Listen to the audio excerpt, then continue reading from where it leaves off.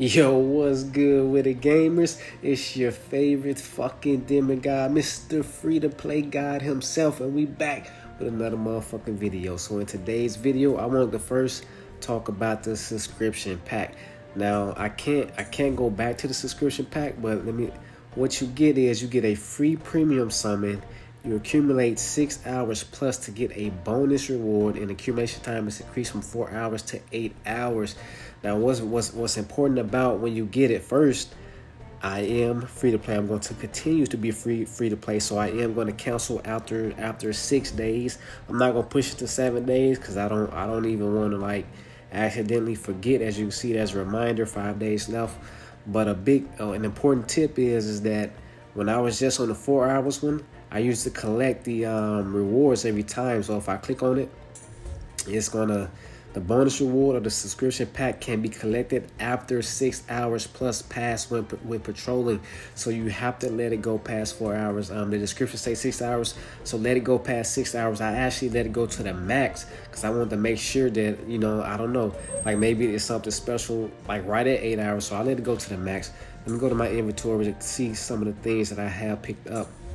So I think it's an inventory. I don't think it's inventory. I got some legendary keys. Well, this is it actually. I got some legendary super boost keys. I got 2 of them. I got some heroic super boost keys. So I got some keys from it. I got some potions. Let's see what the potions are. I think everything is in this little section. Yeah, okay, so I got some experience potions. I definitely got some awakened materials, I think, and it's different. I should have recorded it when I actually collected it, but again, the most important thing to me is I was able to get some legendary super boost keys for free. We know how important it is to get those, especially as a free-to-play player, and I 100% definitely think that no matter what, if you get this pack, as long as you don't go past the 7 days, you are still free to play because, again, you're not spending any money. So this is a little free-to-play hack as long as you cancel. So what I want to talk about, I want to talk about some heroes. Not even some heroes. I'm going to point out 3 in my favorite legendary. Not my favorite legendary. My favorite legendary is Starcast. But the best legendary in my opinion. So let's go ahead and jump into the Skylanders. How's everybody enjoying the gold event? Y'all see I'm sitting at 9,000. But okay, let me go to my legendaries first. I didn't summon much. I did summon a Wild Storm. I did record the summons. You know, they cannot get a legendary please summons. I think I've been doing pretty decent. After all, I got the Starcast. I was just super excited. But anyway, let's talk about Tide Pool, man. Because I really, in my opinion, as you can see, I am starting to take her up now. Unfortunately, I do not have a super booster, so that's man, it will play a factor in the mid-late game transition, and we'll go over where I'm at as well. But Tide Pool, I think that, in my opinion, because I know people are talking about Amber and, you know, all these other heroes, but if you ask me, Tide Pool is the best for damn near any comp. Now, if you're going like a bomb comp or something like that, of course, she doesn't have bombs. So reasonably, you know, if you're not going into those comps, freeze comp or something like that, outside of those comps, or even in those comps, if you have room for just an off hero, I think Tide Pool is the best. And then, yo, if y'all hear that noise in the background, that's my fan. Y'all know it's my heater. It's cold. It's cold in San Jose. But let's get into it and why I think that Tide Pool is the best. 1, look at that, yo. Her first skill, when you get it maxed out, use mana 1. 1 mana. We talking about a legendary hero. A legendary hero. There are other heroes that do have 1 mana cost, but let me tell you where I'm going with this and why I think Tide Pool is the best. So first off, they use mana 1, cooldown 2, inflict 60% of attacker's damage to one enemy 2 times, and grant the effect accuracy down 20%, effect and the evasion rate down 20% effect for 4 turns, and it's able to put the enemy knockdown status. I love knockdown status, but come on, effect accuracy down. So if you're going against those dot teams, having, especially, you know, let's take Amber for example. So Amber is a very big one for the fire comps and the bomb comps. Smolder, you know, any of those who's hitting hard for those comps. Or let's go with Freeze Blade, because y'all know I'm building my freeze team, right? So if that accuracy down, the effect accuracy down, if they can't land those dots, it's taking away the synergy of the team, or at least the synergy of that hero, because this is a 1 enemy target, and then the evasion rate down. We know it sucks when you watch your heroes attack miss. It sucks when you're not landing those attacks. It even sucks when you're not landing those dots and those defensive breaks and things like that. So to have that evasion rate down and the effect accuracy down is huge. And again, it's 1 mana cost. 1 mana. I'm gonna skip skill 2 because this is another reason why I'm pointing her out. Skill 3, use mana 1. Yes. So the first skill use mana 1, the third skill use mana 1. So that means that this legendary hero, we talking about a legendary, guys. We talking about a legend. This legendary hero can attack twice on the first turn. She can attack twice on the first turn. That is huge. And if you have any other 1 mana cost hero, now you have 2 heroes, or at least, you know, because this is a mana game, guys. This is a mana game. That means on your first turn, if you have another 1 cost mana hero, you can attack 3 times on the first turn, and that is huge. And I believe people are overlooking that factor because, like I said, this is a mana game, so we got to start treating it like a mana game. This is not the same Skylanders from 2018. This is a revamped Skylander. Mana is huge. So let's talk about this one. Inflicts 147% of attack damage to 1 enemy and grant the accuracy down. That's a big one. Accuracy down 30%. Effect for 2 turns with a 50% chance when you attack accurately. This attack will always land as a critical hit.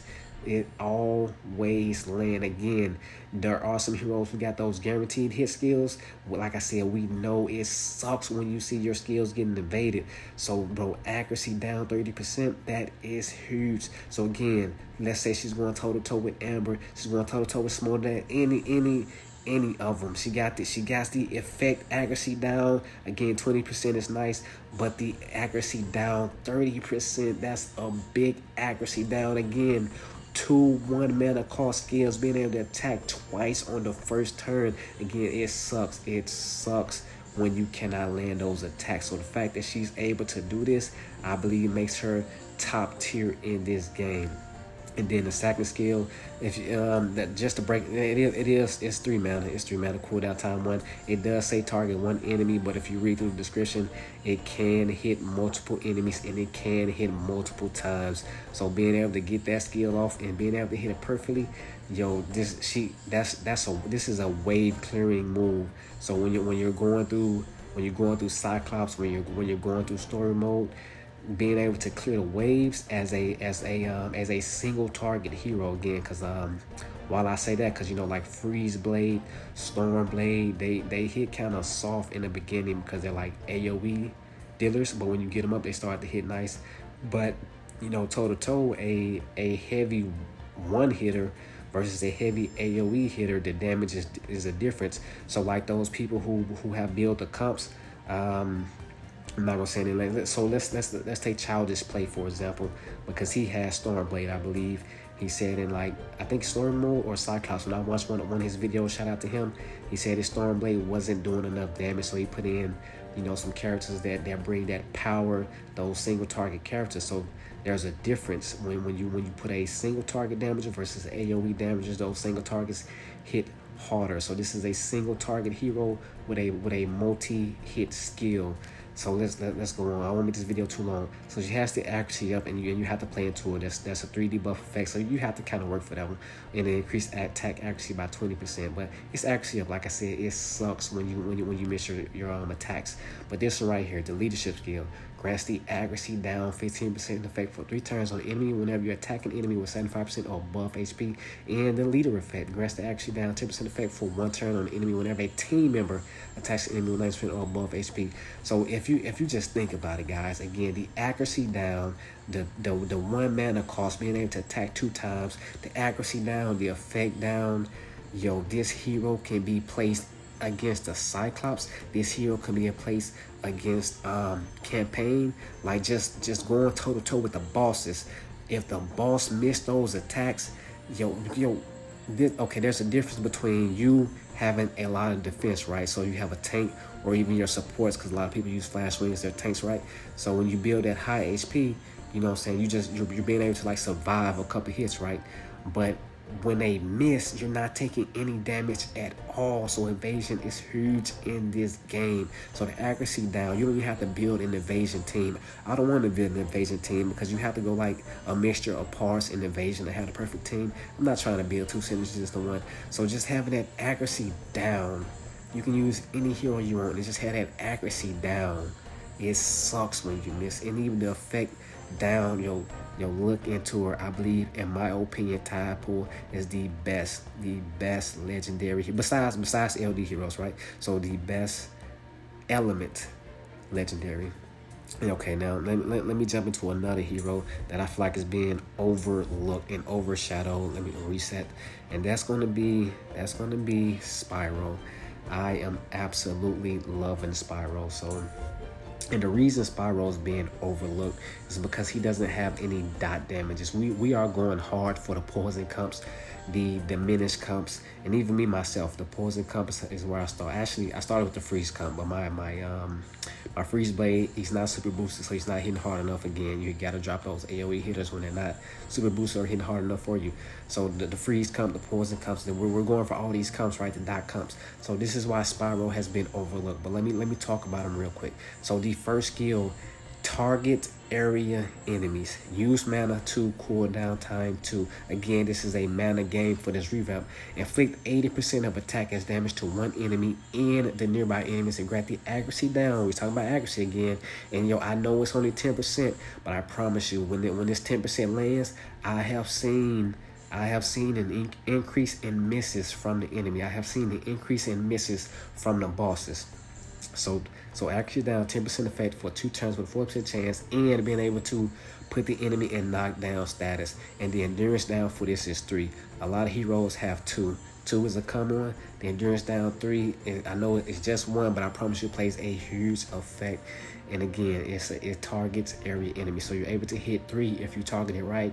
And yo, when I combo this right, especially because it has an endurance down, I will knock down 3 enemies at the same time. That is huge. Again, Spyro is not an AoE hitter. It says inflict 80% of attack damage. When you look at all these other AoE hitters, I haven't seen them. I don't want to say there's none out there. I would have to go back through the list, but I doubt there's like, you know, a ton of AoE hitters that's hitting for 80% of their attack damage. Even Tide Pool, because I was just on her. It hit for like 55% on the one, and then another like 55%. I forgot the description. You have to go take a look at it. But a rare hero here hitting 80% up to 3 targets. So when I'm going through campaign, it has made it easier for me to clear the waves. When I'm fighting Cyclops, he has made it easier for me to clear the waves. Again, the accuracy down, it's only 10%, but I promise you, I have seen an increase in my survivability because I have seen them miss. So again, he has somewhat of a wave clear, and I promise you, he's definitely hitting better than with the AoE hitters that I have. But let's talk about the second skill, because again, that is huge. Clearing the wave to get through campaign, clearing the wave to get to those Cyclopses. So the second skill, inflict 157% of attack damage to one enemy and removes all buff effects when you attack accurately. So again, when we're fighting Cyclops, when we're going through campaign, any of these bosses that have those buffs, he's able to remove them all. He's able to remove any. Hey, 157% of attack damage. Again, use mana 2, cooldown 2. This is a mana game. So 2 here. This is a mana game, guys. Remove all buffs effects, and it has helped me out tremendously. Even when you go against the last boss in campaign, that immunity. Let's talk about arena. Arena will become a thing, and there have been some people that talks about that have used Spyro and they don't think he's good in arena. But come on. So let's take Smolder Dash for example. If I'm able to remove that immunity, let's take not Cyclops, who am I thinking of? Chop or Chop 2. You know, there's a lot of tanks, especially in arena, there's a lot of tanks. Being able to remove that provoke and just target, come on guys, come on, I don't even have to talk about it. It's there. So you can use this hero in arena. You can use it in campaign. Cyclops everywhere. Removes buffs, AoE, 80% accuracy down. And this is something that's being overlooked, including myself, because I'm not going to max it out. It is hard maxing out skills. But let's just think about it. Grants to deflect damage 20% effect for 2 turns. If you have 2+ mana when the turn ends, return 20% of afflicted damage when attacked. So there have been times, right, where the enemy, especially in arena, will be at like, you know, the 1 HP. It's probably more than 1 HP, but you know when they have a slither of health, right? And you're like, fuck, bro. So you gotta, again, this is a mana game, so you gotta waste mana, you gotta waste attack. That's the cooldown. It plays an effect. So watching him get that deflect damage and let them kill themselves, yo, it's an underrated attribute. I don't know the correct word there, but it's underrated. And when you see it, it's just nice. Come on, it's added damage. It's free damage. Let's say that it's free damage. So again, this video is getting too long, so let me put out the last one here. And this person just got a buff. I don't have it myself, but even before Truex got the buff, even before the patch, before he got buffed, Truex has been on my list of tanks that I wanted. Because if you ask me, Truex is the best pure tank in the game. And the reason Truex is being overlooked again is because we're going for those dot comps, and he does not provide dots. We would take Chill because Chill has freeze. We would take oh crap, what's his name? The fucking Fire Lion. I'm drawing a blank here because he have diminished. And you know, we take all these dot heroes. And then, you know, a lot of us start off with Eruptor. Eruptor's pretty good, so nothing wrong with that. But Truex, and you have to summon them too, because I don't even have them. But just reading them before the patch even came, I was like, yo, Truex is the best. Now, of course, there's some legendaries that have some other attributes that can do him, that can outdo him. Again, for me personally, I want a Kingpin so bad. I love my freeze comp, but let's stick to Truex. So inflict 70% of attack as damage to all enemies and grants to provoke the effect for 2 turns on yourself. Additionally, grants the evasion rate down 20% effect on the enemy target for 2 turns with a 50% chance. So I know it's just a tank, guys. I know it's just a tank. But if you haven't went up against a Truex in arena yet, don't underestimate his damage. Yo, and he hits all enemies. Yo, if you haven't went up against him in arena, do not underestimate this man damage. I know he's a tank, but he has some decent damage for a tank.